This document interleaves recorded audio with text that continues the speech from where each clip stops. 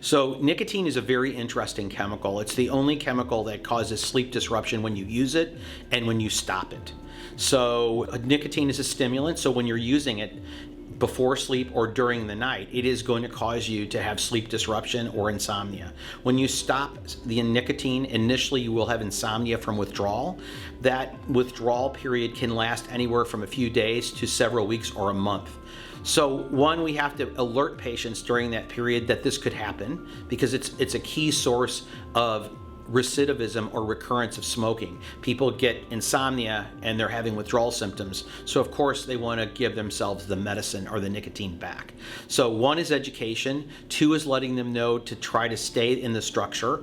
And sometimes they may need a little bit of pharmacologic assistance to assist sleep during that initial withdrawal period. So it's a coordinated approach. Some of them need some nicotine replacement that's tapered over time, and you can do that with either patches or gum. So again, using coordination with the patient's physician in this process, you can overcome it, but it is a key element to successful nicotine withdrawal.